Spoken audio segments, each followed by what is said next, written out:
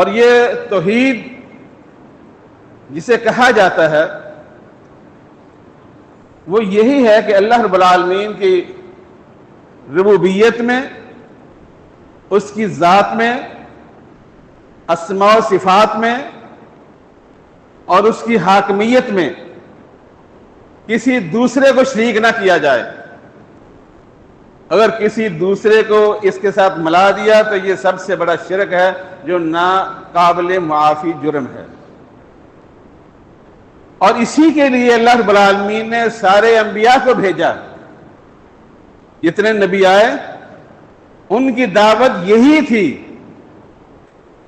سیدنا نوح علیہ السلام آئے، اللہ رب العالمین نے ارشاد فرماتا ہے لَقَدْ أَرْسَلْنَا نُوحًا إِلَىٰ قَوْمِهِ، ہم نے نوح علیہ السلام کو ان کی قوم کی طرف بھیجا۔ فقال، نوح علیہ السلام نے فرمایا یا قوم اعبدوا اللہ ما لکم من الہ غیرہ، اے میری قوم اس اللہ کے علاوہ تمہارا کوئی الہ نہیں ہے، تمہارا کوئی معبود نہیں ہے، تمہارا کوئی مشکل کشا نہیں ہے، تمہارا کوئی حاجت روا نہیں ہے، ہر چیز اللہ کے قبضہ قدرت میں ہے، اس کے علاوہ کوئی نہیں ہے۔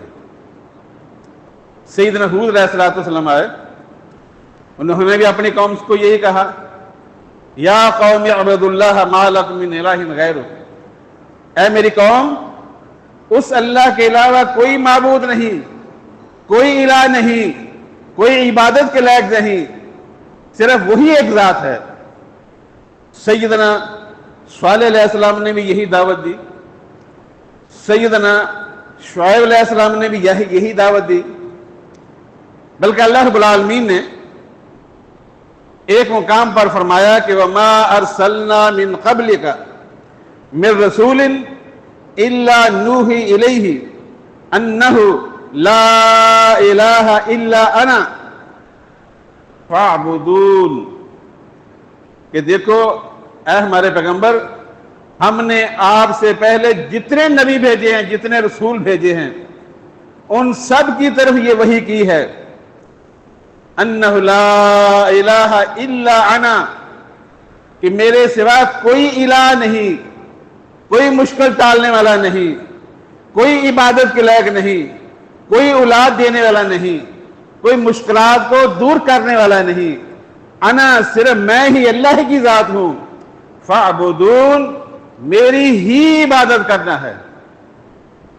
اللہ رب العالمین نے اپنے نبیوں کو اسی دعوت کے لیے بھیجا، اور ایمان کا آغاز بھی لا الہ الا اللہ سے ہوتا ہے کہ اللہ کے علاوہ کوئی الہ نہیں ہے، کوئی عبادت کے لائق نہیں ہے۔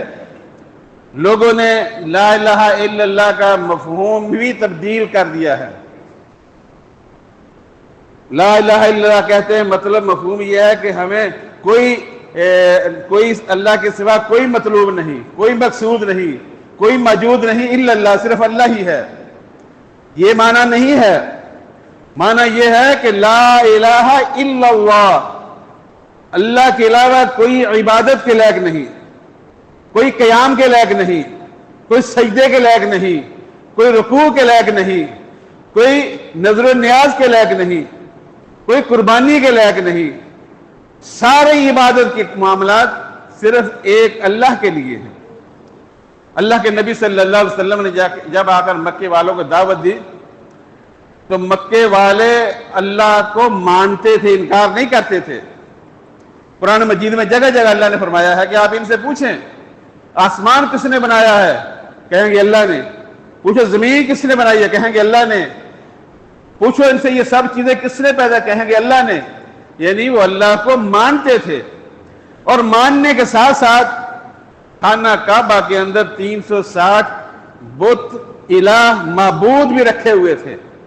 وہ اللہ کی عبادت کے ساتھ ساتھ ان کی عبادت بھی کرتے تھے، ان کی نام کی نظر و نیاز بھی چڑھاتے تھے، ان سے جا کر اپنی مشکلیں حل کرنے کے لیے دعائیں بھی کرتے تھے۔ تو جب اللہ کے نبی صلی اللہ علیہ وسلم نے آ کے دعوت دی کہ لا الہ الا اللہ کہہ دو، تو وہی قوم جو کل تک آپ کو صادق اور امین کہتی تھی، آپ کی جانی دشمن بن گئے۔ آپ کے چچا ابو طالب، حدیث میں آتا ہے کہ ان کا آخری وقت ہے، قوم برادری قریب بیٹھی ہوئی ہے، آپ بھی آئے اور آپ نے کہا کہ چچا لا الہ الا اللہ کہہ دو، ایک الہ کا اعلان کر دو، ایک اللہ کو ایک الہ مان لو۔ تو جو قوم برادری تھی انہوں نے تانے دینے شروع کر دیے کہ مرتا ہوا بھتیجے کے دین پہ مر رہا ہے۔ تو ابو طالب نے کہا کہ میں اپنے آباء و اجداد کے دین پر ہی مرنا چاہتا ہوں۔ اس نے لا الہ الا اللہ نہیں پڑھا تو وہ جہنم میں گیا، جبکہ اللہ کو مانتے تھے۔ اللہ کو ماننے کے ساتھ ساتھ اللہ کے اور بھی بہت سارے شریک بنا رکھے تھے۔ ساری کائنات کا اللہ ہی مالک ہے۔ اللہ رب العالمین فرماتا ہے قُلْ مَنْ يَرْزُقُكُم مِّنَ السَّمَاءِ وَالْأَرْضِ، یہ بتلاؤ کہ آسمان اور زمین سے تمہیں رزق کون دیتا ہے؟ أَمَّن يَمْلِكُ السَّمْعَ وَالْأَبْصَارَ، تمہاری آنکھوں اور کانوں کا مالک کون ہے؟ اور فرمایا کہ وَمَن يُخْرِجُ الْحَيَّ مِنَ الْمَيِّتِ وَيُخْرِجُ الْمَيِّتَ مِنَ الْحَيِّ، مردہ سے زندہ اور زندہ سے مردہ کون نکالتا ہے؟ وَمَن يُدَبِّرُ الْأَمْرَ، اور کائنات کے چلانے کی تمام تدبیریں کون کرتا ہے؟ کس نے سب کو چلایا ہوا ہے؟ یہ ساری چیزیں خود بخود نہیں چل رہی، اس کو چلانے والے نے اپنی حکمت و دنائی سے، تدبر سے اور اپنے اس کے ساتھ اس کو تدبیر کے ساتھ سب کو کام پہ لگایا ہوا ہے، اور اسی کے مطابق وہ کام کر رہے ہیں۔ فرمایا کہ فَسَيَقُولُونَ اللَّهُ، جب آپ ان سے پوچھیں گے تو کہیں گے اللہ نے کیا ہے سارا کچھ۔ فَقُلْ أَفَلَا تَتَّقُونَ، پھر کہو کہ جب یہ سب کچھ اللہ نے ہی کیا ہے پھر اللہ سے ڈرتے کیوں نہیں ہو؟ پھر اللہ کی عبادت کیوں نہیں کرتے؟ پھر اس کو چھوڑ کر دوسروں کے آگے اپنے سروں کو کیوں جھکاتے ہو؟ مشکل کے وقت دوسروں کے پاس کیوں جاتے ہو؟ یہ سب کچھ اللہ نے کیا ہے تو یہ سارے معاملات کو درست بھی کرنے والا اللہ رب العالمین کی ذات ہے۔